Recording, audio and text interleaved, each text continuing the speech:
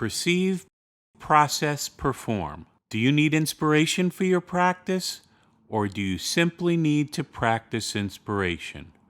With this series, we aim to do both.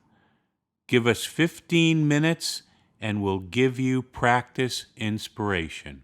Hey guys, Brian Bradley from Egoscue, and I'm actually stoked to be here talking to you about what posture pain performance is all about. And when we talk about practice inspiration, I would really like it to be I'd really like to give you some information that you can use on a daily basis. So hopefully if you saw us at Symposium or if you've had us at the local study club events, hopefully that information is resonating through your entire club and through their companies, because it's an absolute game changer when they can get something done every day, even at a small dose. So we talk about minimal dose versus maximal dose.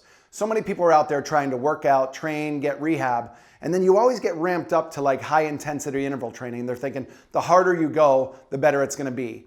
And that's just not true. We have to get you to train at a level that's right for your body. So please trust your instincts. So some of the things I'm going to talk to you about today are some of the maybe slides that I do at the different presentations, whether local or at the national event.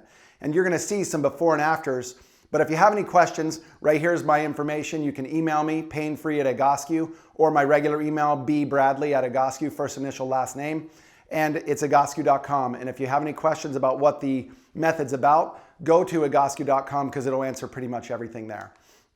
So when you look at this picture, there's 4 photographs on here talking about cervical strain. You can see in the bottom right-hand corner where the person's neck is really up like this. They're almost hyperextending at C1, C2, because what's really not seen in the x-ray is the upper back being so rounded.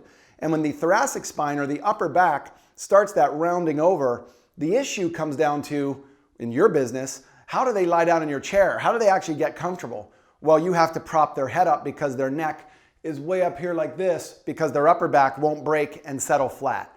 And in your business, in the dental field, in my opinion, in the medical field, the worst physically for the practitioner, because your body is flexed, rotated, and then flexed again to the side, working in my mouth. And then your arms are in these different positions so that I'm comfortable. So yes, I appreciate you making me comfortable, but the idea is that you're killing yourself as it relates to your postural dysfunction, and it's gonna lead into this kind of hyperextension, bone spurring, degenerative disc, spondylolisthesis, which I'll show you later. And you can see with the picture at the top with the young surfer, Bethany had her arm taken by a tiger shark, of course. Balance is kind of critical for a girl like that who wants to be at the next level, at the pro level, and now giving birth to children, then getting back to surfing and living that Hawaiian lifestyle. It's essential that she would get her Egoscue done. You can see in the upper right-hand corner, upper left-hand corner, whatever you happen to be facing, the broken leg from skiing. That thing was put back together by an absolute artist. And you need a surgeon who's an artist when something like that happens.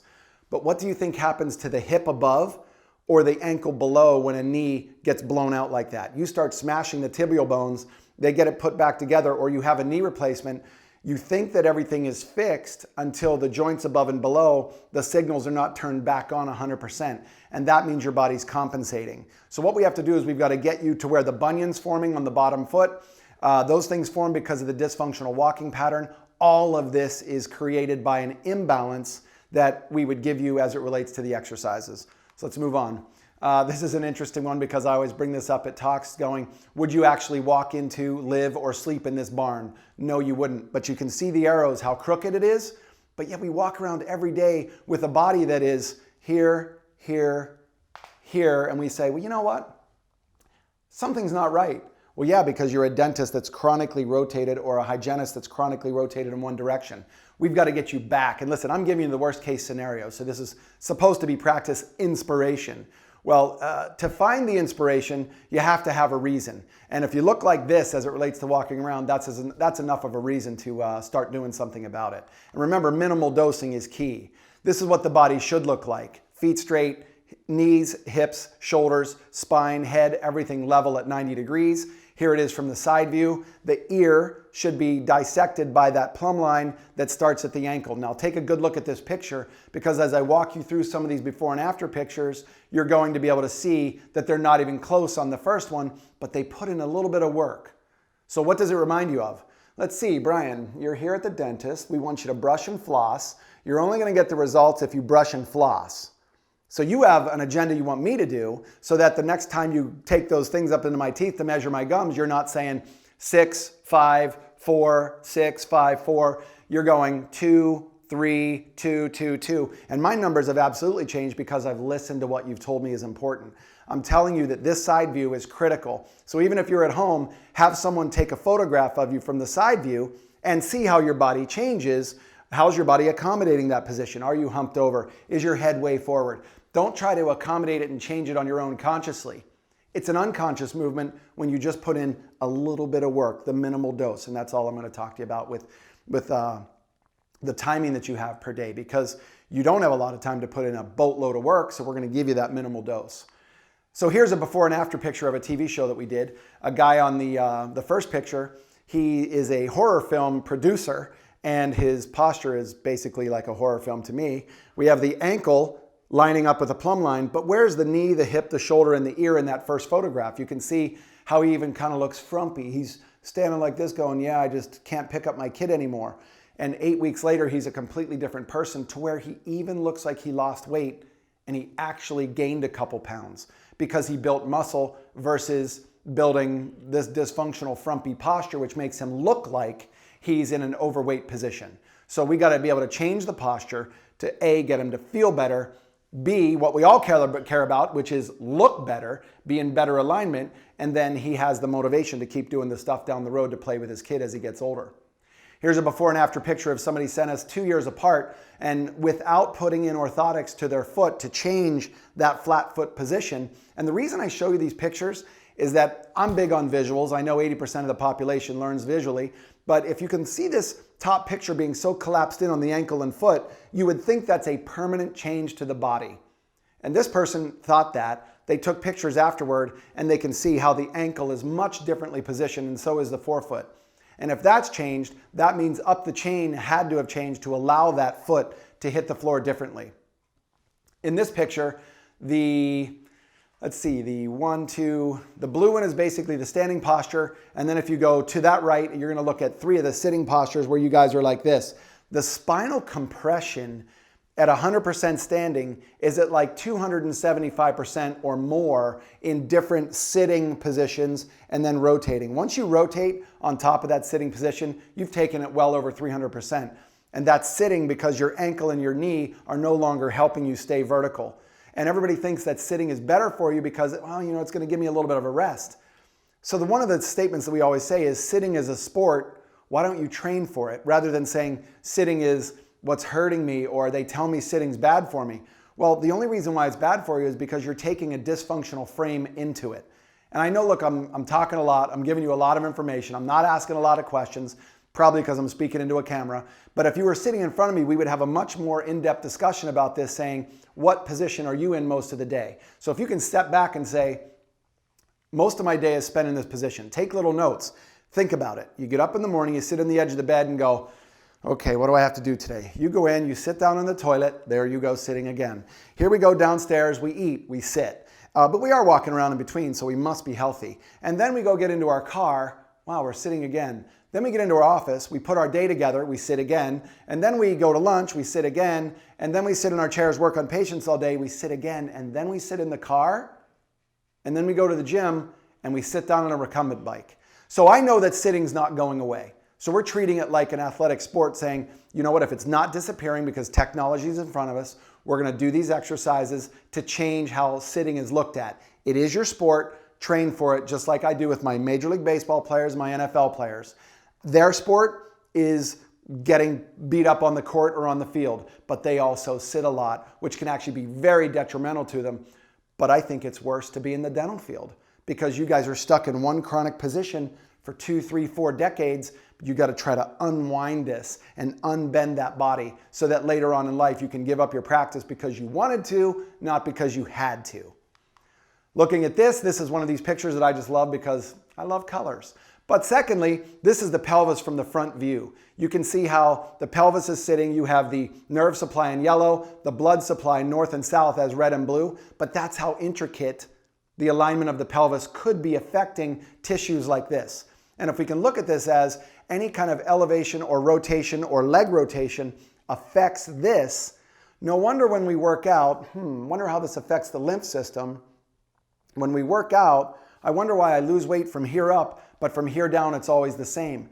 Because the channel in your hip is so intricate, and if you're not working and becoming hip driven rather than shoulder driven, then you're basically just spinning your wheels. And when you're not hip driven, then it affects this also, which is the scapular and arm position. So this is the collarbone, the arm, and the shoulder blade. Look at the intricate position of those. So if you have one shoulder that's down and rotated forward, everything on this side is now affected, which then this person comes in and says, I'm not sure why my jaw hurts on one side versus the other.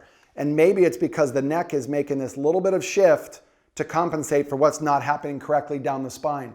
So remember, the key is I need you to become more hip driven rather than spine and shoulder driven so that these kind of things can correct themselves, and the exercises will do it for you. This is basically a squat test, and you can see I'm in the black on the one side, and I have a client who's complaining of chronic back pain, works out 6 days a week in much better shape than I am, but I can be vertical in my spine angle. He's completely flexed forward, and he can't even get the bar out of his head. It's basically up here because his shoulders are so used to being rounded versus a freedom in your hands to get your arms behind you.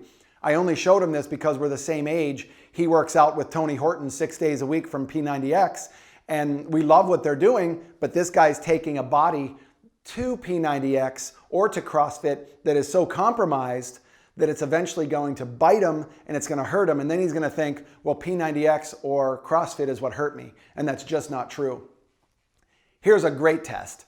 Again, you can grab your iPhone, have someone take a picture of you from the side, and just see what it's like to bend over and hang in that position as long as it doesn't hurt you. The hanging actually shows, are you hinging at the hip or are you rounding at the spine? And this is a 14-hour difference between the lady in the grayish tannish sweater and the one in the green shirt. This was almost a 50-year-old woman. Her daughter brought her back about 14 hours later and said, Brian, look how much different my mom is today off the work you gave her the day before. And I gave her 2 exercises because I wanted to change how her upper back was dictating the work, and I needed her to become hip-driven in the movement. And once it's hip-driven, then you don't have to deal with this kind of stuff, which you can see scoliosis from the front view and a slipping of the vertebrae or a spondylolisthesis of the other. But this person now practices still, but yet goes out and plays golf pain-free, and that is the key. These are injuries, objective findings, but we have to figure out why they're happening. Here's scoliosis. Here's what up from the front view you can see, but it's not a death sentence. From the side view, this person is so bailed forward in their hip that their upper back and head go up like this, and that actually makes the scoliosis a bigger problem rather than the scoliosis being the problem. So as we talk about all these dysfunctions, you can take a look at a 78-year-old young lady that I have here in our Tokyo clinic. This is about 90 minutes later, before and after. And to her, it was a big deal because this flexion position made her feel like she was 78, 88, 98. And then in 90 minutes, making that kind of a change was absolutely a game changer for her. And this is the youth of today that's coming. They're eventually going to want to buy your business and say, but I can only work 1 or 2 days a week because my body is failing me. And all we have to do is give them a minimal dose to get them hip driven and out of their shoulder. And that's going to be the result. This slide is boring, so we're going to bypass that one. But don't let this be you. This picture, if you look at the chimpanzee on the bottom left, and then if you look at the person sitting at the computer, who looks better? The person sitting at the computer is completely rounded over, head forward, and the chimpanzee's spine is a little bit straighter. So I'll take the chimpanzee. And you look at this evolution, and I'm not saying I believe in evolution, so you can believe whatever you want. I got yelled at for this slide by my mother. She's a Catholic. But when you look at this, when you look at the guy standing and then slowly, slowly, slowly, slowly doing this, and then you mix it with rotation, I should have another one over there with you working on a patient, because that's what you're actually starting to degrade to, and it is not dentistry that's doing it. It's the body you're taking to the sport. So I hope this was fun. If you guys have any questions, you have my email, and painfree@Egoscue or bbradley@Egoscue, and I'd be glad to hear from you. Thank you so much for your time.